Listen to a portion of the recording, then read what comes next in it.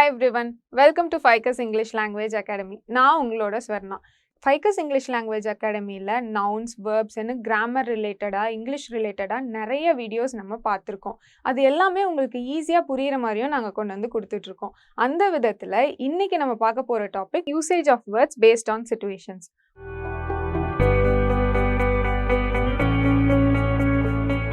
வார்த்தைகளை நேரத்துக்கு காலத்துக்கு ஏற்ற மாதிரி எப்படி நம்ம யூஸ் பண்ணலாம் அப்படின்றத தான் நம்ம பார்க்க போகிறோம். இதில் மேலே பார்த்தீங்கன்னா எவ்ரி, சம், எனி, நோ அப்படின்றது இருக்குது. சைடில் பார்த்தீங்கன்னா வேர், திங், படி, ஒன் இதெல்லாம் இருக்குது. இந்த எவ்ரியோட இந்த சைடில் மேலே இருக்கிறதோட இந்த சைடில் இருக்கிறது எல்லாத்தையும் சேர்த்தா என்னென்ன மாதிரி வருது, அதோட யூசேஜஸ் எல்லாம் எப்படி நம்ம யூஸ் பண்ணலாம் அப்படின்றது தான் நம்ம பார்க்க போகிறோம். Usage of everywhere, somewhere, anywhere and nowhere இதை எப்படிலாம் எந்தெந்த இடத்துல பயன்படுத்தலாம் அப்படின்றது தான் பார்க்க போகிறோம். Imagine a group of friends travelling from Chennai to Mumbai. One of them, Akhil, is missing.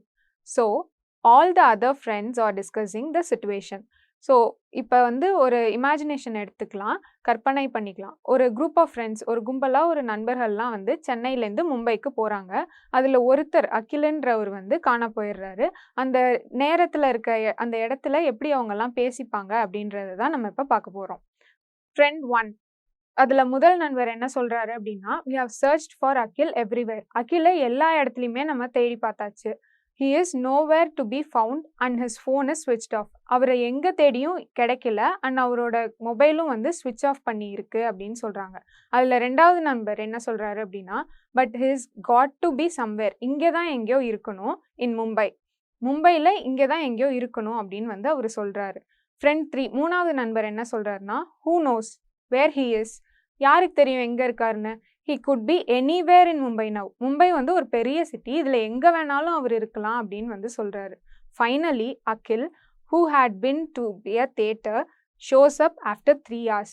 So கடைசியில் அகில் எங்கே போகிறாரு, எங்கேருந்து வந்திருக்காரு அப்படின்னா தேட்டர்லேருந்து 3 மணி நேரம் கழித்து வந்திருக்காரு. Everywhere, somewhere, anywhere and nowhere அப்படின்றதெல்லாம் எப்படிலாம் பயன்படுத்தலான்றதை இந்த எக்ஸாம்பிள் வச்சு பார்த்தீங்கன்னாவே உங்களுக்கு ஈஸியாக புரிஞ்சிடும். ஸோ அடுத்தது வந்து usage of everything, something, anything and nothing. At techie working. நான் உங்கள் Bharathi from FICUS English language academy. இப்போ நம்ம பார்க்க போகிறது கன்ஃபியூசிங் வேர்ட்ஸ். உங்களுக்கு ஈஸியாக நான் எக்ஸ்பிளைன் பண்ணுறேன், வாங்க பார்க்கலாம். பார்க்க போகிற confusing words anyway versus anyway. Anyway means in spite of something or even so, while anyway means whatever means we adopt to achieve something.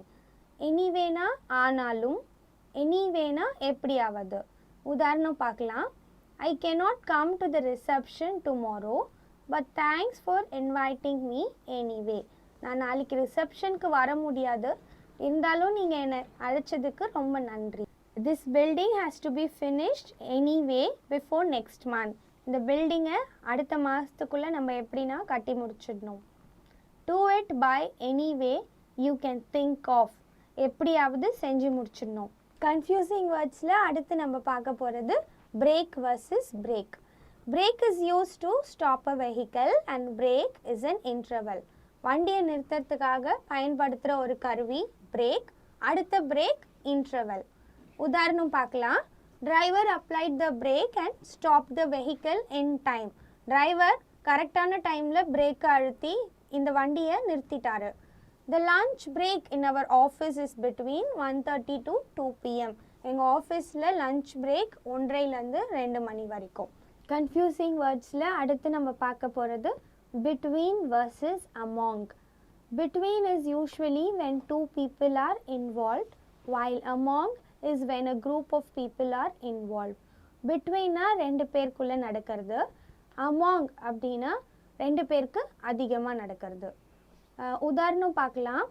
Between you and me, this issue should remain a secret. நம்ம ரெண்டு பேருக்கு நடுவில் தான் இந்த விஷயம் ரகசியமாக இருக்கணும். Who among us should head this project. நம்மளுக்குள்ள யார் இந்த ப்ராஜெக்டை தலைமை தாங்க போகிறது. கன்ஃபியூசிங் வேர்ட்ஸில் அடுத்து நம்ம பார்க்க போகிறது அவார்ட் வர்சஸ்